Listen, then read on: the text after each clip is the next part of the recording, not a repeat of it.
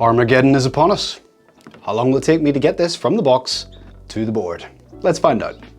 Oh, but this one is going to be pretty different to the other ones. Let's get into it.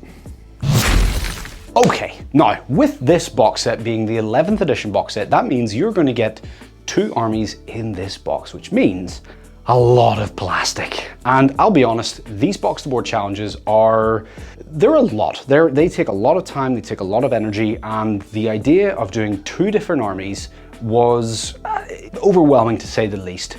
And I was chatting to a friend of mine, Finley, aka the Casual Painter, who is a phenomenal painter by the way, and he came up with a brilliant suggestion. Instead of doing the entire box in one video, split it up into 2. Do a Marines video and an Orks video. So I took it that little bit further from his suggestion and asked you guys. And yeah, they're still going. The results were overwhelming. In fact, you could say there's a bit of a green tide in how many of you guys wanted to see the Orks, and I am not mad about that. I love Orks. They honestly might be my favorite army across both Age of Sigmar and 40k. So we are going to be starting with the Orks.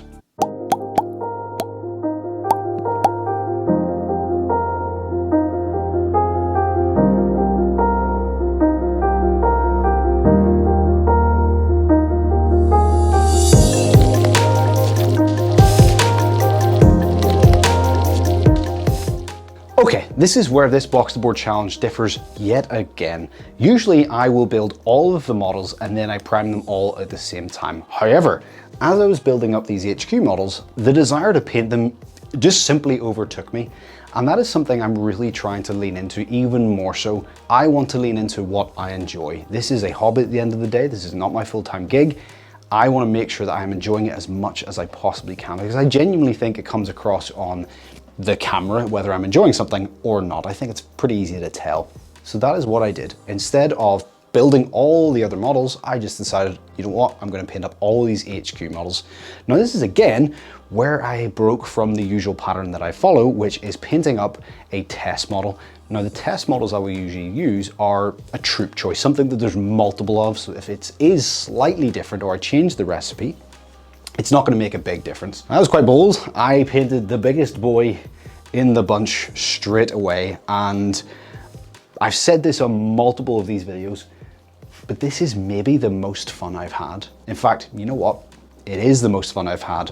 Orks are such a nice army to paint, and I'll be honest with you, when this box set arrived, or this box set was announced, let me know if you agree on this, the Marine side of it was, sure, it's Marines, cool, but the Orks were something that really tickled my pickle. Weird phrasing, but anyway, I could not wait to get my hands on these models, and I think that really played into me just wanting to paint them immediately. So that's exactly what I did. Now the approach I took with the skin was slightly different with each one. I decided in this video I was going to try and push myself a little bit to try some new techniques, and I did. Some of them worked, some of them didn't, and that's what you do it for. You learn every time you do something different. You'll pick up something from it, and I am absolutely over the moon with how these guys turned out. I had so much fun, and I ended up just taking so much time because I wasn't rushing this. This is not a how quickly can I get these models painted up series. This is just, hey, I'm going to paint up this box and I'm going to track the time so you can see how long it actually takes me. It does take a while. If you've seen any of my videos, you will see that some of these boxes are, they take quite a bit of time. So if you're here, please subscribe, please like, and let me know which of the box sides you prefer. Do you prefer the Marines or do you prefer the Orks? Now, I have got to make the decision. What do I do next? Do I build the boys? There's 20 of them, by the way. Do I build the Gretchen? There's 10 of them. They're quite small. Might be a good choice. Or do I build the 2 vehicles? I'm leaning towards the vehicles, but let me know what you would choose. Let me know what you think of these guys. Which of these are your favorite?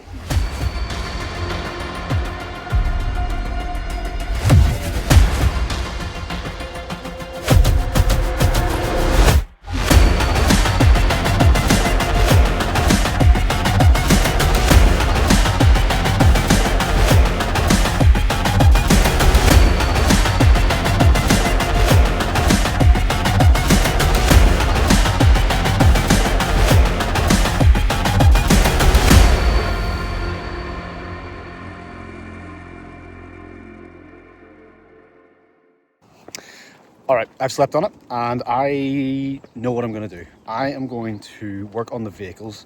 Now I've got an idea for the vehicles. I want to have them very rough and ready, very rusty, basically exactly what you'd imagine orcs to have their vehicles looking like, not very well kept. And then I'm going to also get all the Gretchen built and all the orcs, because I just figured it may as well just get everything sprayed all at one time. And I also want to try a new technique for the orc skin that I've seen online, where you underspray it red, you prime it all black, there's Ollie. You then underspray it with a red and then spray it down with a yellow. I think it was Jay from Eons of Battle that did it like this. I might be wrong on that, but I watched so many videos on orc skin recently that they all kind of blend into one. But I am very much excited to get those guys done. It's again a new technique. Just as I said earlier on the video, try things out, see how they go. You can always respray them, you can always strip them off. So that's what I'm going to do. So I'm going to get the building tonight and hopefully get everything built while Janice plays Pokebia. Now with every single one of these videos, something happens. Something goes wrong, and this is the first example. You'll see there that the timer is at 17 hours and 31 minutes, whereas in the next scene in a moment, you will see that it is definitely not 17 hours and 31 minutes. The timer died, basically. I left it on all night and it timed out and died completely. And I would love to say that that is the last time it happened in this video, but nope, unfortunately it happened again. You know, what's that rule? Fool me once, shame on you, fool me twice. I need to stop the timer. That's a phrase, trust me. The painting of these vehicles was so much fun. I thought I had peaked painting the main characters, but I just had so much fun painting these vehicles. You know what, whenever you're painting something, you have this idea of what you want it to look like in your head, and this is one of the few times that it was nearly exactly what I wanted it to be.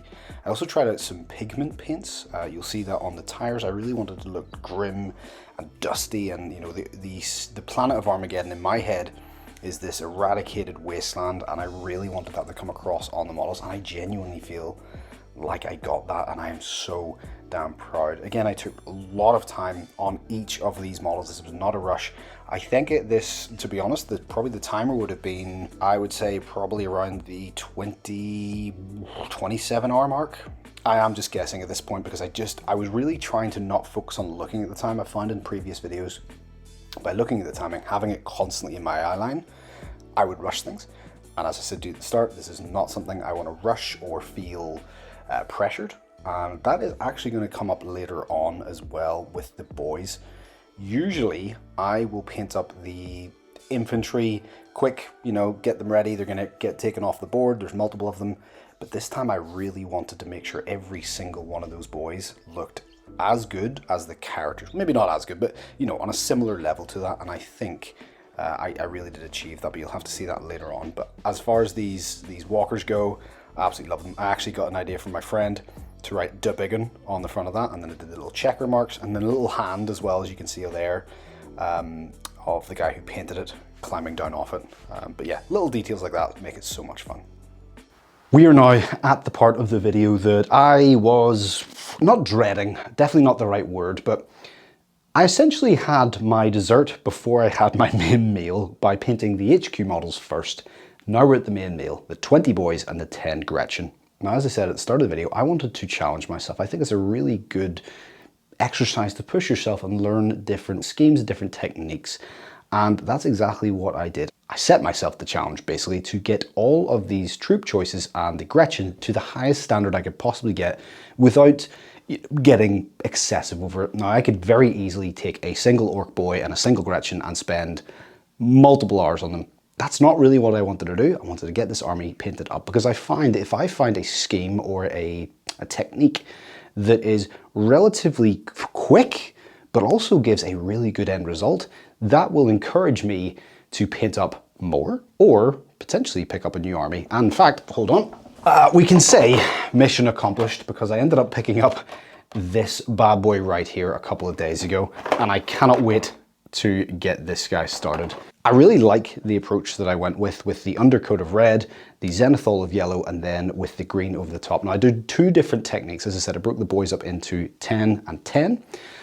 And the first group of 10, I did a Mantis Warrior Green contrast spray from the top down, which then got all over the model, and it looked okay. I was pretty happy with it, but I knew I could maybe tweak it a little bit more.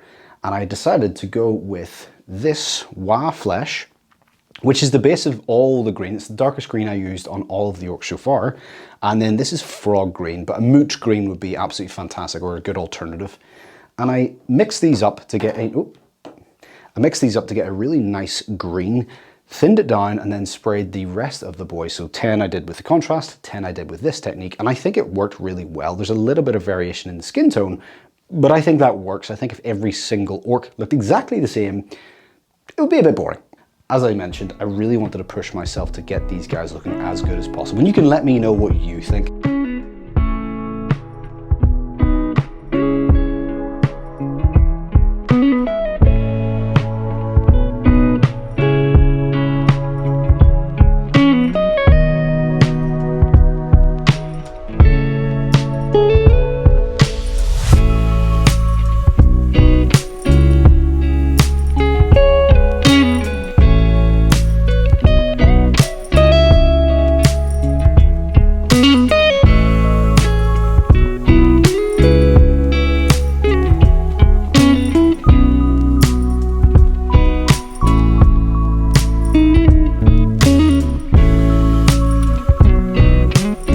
At the start of this video, I said this box to board challenge was going to be a little bit different to the others, and hopefully you can see that that very much was the case. Now, this is the point of the video where I say, oh, how long did it take me to get this from the box to the board?